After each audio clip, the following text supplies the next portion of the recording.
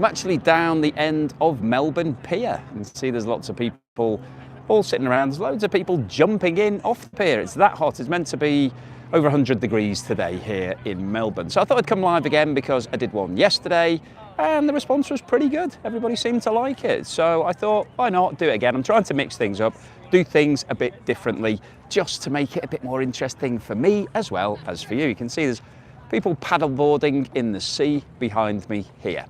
The reason why I wanted to go live today was really to talk about what's happening with regards to the US and its flotilla. So that flotilla was building up around the Caribbean area outside of Venezuela for a number of months, and everybody was wondering what was happening. And then ultimately we saw the takedown of Nicolas Maduro in Venezuela, and the flotilla basically facilitated that because it gave the US launching pad for all of the different jets and helicopters and all sorts of things that were involved in that raid. Now, interestingly, that flotilla is now on its way towards Iran. Now, it doesn't mean that the USA is going to do exactly the same as it did in Venezuela in Iran. But what it does tell us is that there is a serious military presence from the US that is heading towards the Middle East. Now, Iran has been on a sort of self-destruct mission over the past few months, and we've seen all of these protests against the government. And we don't have any exact figures because there's media blackout and internet strangling going on in Iran.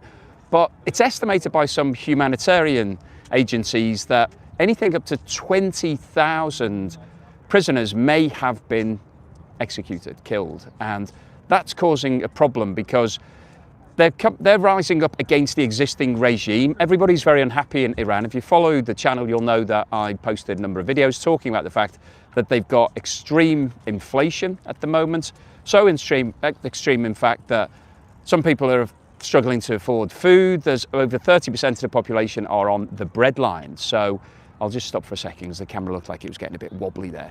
So a lot of people are struggling to put food on the table. And that's basically the recipe for a revolution, because if you're starving to death, you can't afford to actually eat, then what have you got to lose? You may as well come out and say, this is not fair, this regime isn't working, it's not working for the best of the population.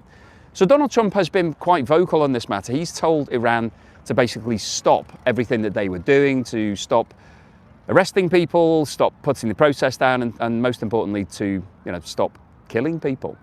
And Iran, on the whole, it looks like have calmed down, because the media coverage that we've seen, which has been quite limited, has shown that the protests aren't quite as vehement as they were when they first started. I've just noticed I've got 5 likes on this video. If you're watching at the moment, I know there's only a handful of people watching because I didn't give any notification that I was going to go live, so apologies for that. But if you're watching, if you could hit the like button, then that would cheer me up a little bit.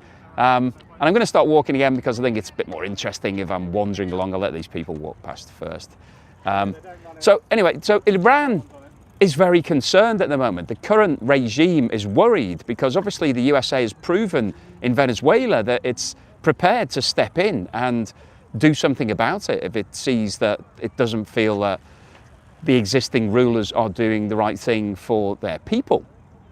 And so Iran is really concerned, and obviously this is coming off the back of what happened in June of last year, when Israel basically went to war with Iran, and we had a 12-day conflict.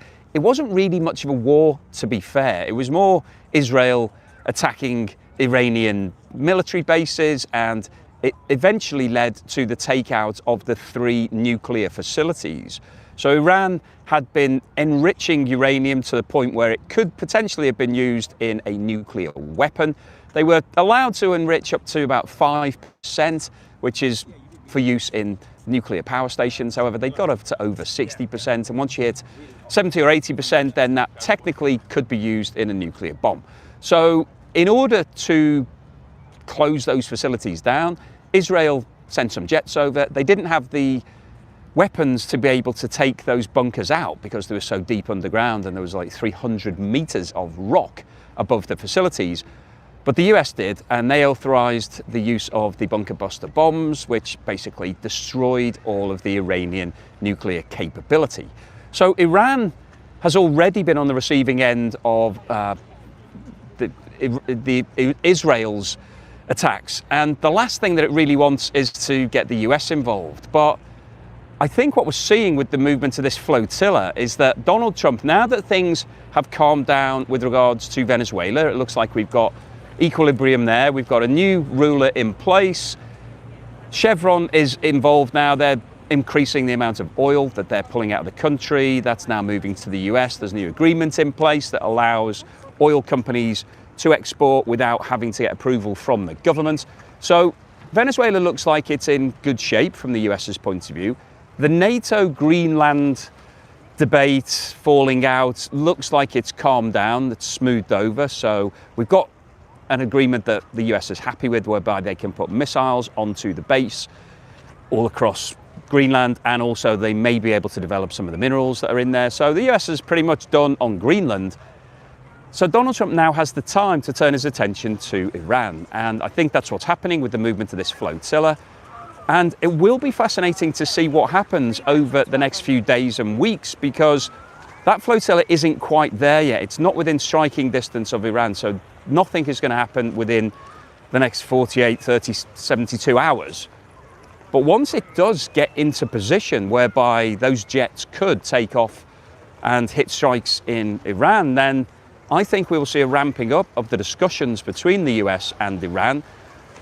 I'm not sure what Iran will be able to do about it, to be honest, because that regime is seen to have come to the end of its lifespan in terms of it's not popular with the people of Iran. It's not working in terms of what's happening in the economy in Iran.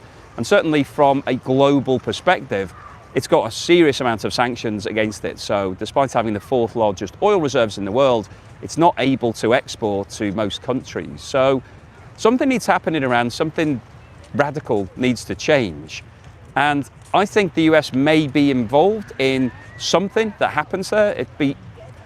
It's hard to call what's going to happen just yet. I don't think the US will go on a unilateral strike for no reason. I think there will be a trigger point, and it's likely, I think, something will happen in the next week or two.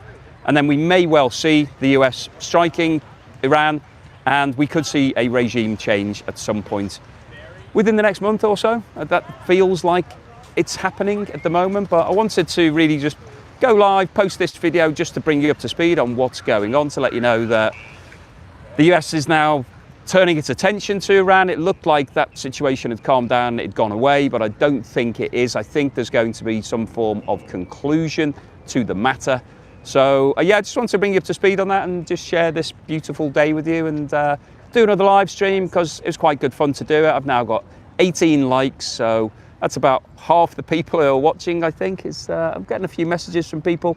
It's hard to read them because I'm doing this on my phone, but somebody sent me a message called hoarding. I'm not quite sure what that means, but anyway, thank you so much for everybody that has been supporting me recently and sending me some great messages, because as I said, I've come down to Australia really just to chill out a little bit and to get a better perspective. It's really nice to be somewhere where it's summer, because in London, where I live, it's pretty deep winter. The weather's been pretty grim, and that just has an impact on your general demeanour. I think every day when you get up and it's cold and miserable and wet and windy and you don't want to go outside, and then if you do go outside, it's a bit grim.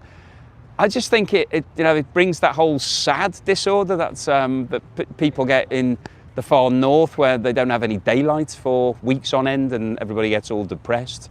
I think there's an element of that through the winter for most people. So I wanted to come down, get some rays on the face, to feel the sun on my back and just sort of feel good about just wandering about in a t-shirt. So it's quite nice to do it. So anyway, wanted to just share this great scene with you. It's got Melbourne, the St Kilda beach behind me here. There's a few people on it today because it's Saturday, so it's the weekend. So people are coming down, chilling out, relaxing.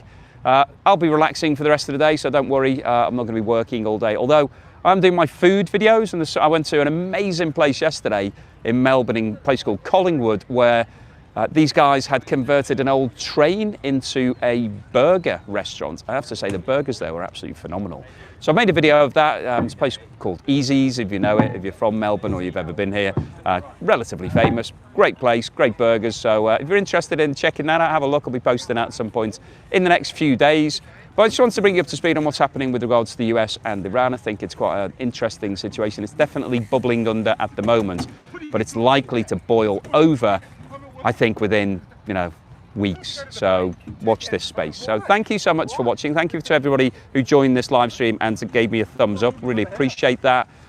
If you did enjoy what we've seen today, then give me a thumbs up. If you haven't subscribed, then please do so. I'm losing subscribers at the moment. I don't know why, but it's just happening. I guess that happens in life. So if you haven't subscribed and you fancy it, please hit the subscribe button. Don't forget, I'm currently running my competition where you can win my house located close to one of the best beaches in the UK. If you'd like to get involved in that, have a look at the link in the description below. Thank you so much for watching today, and here's something to put a smile on your face.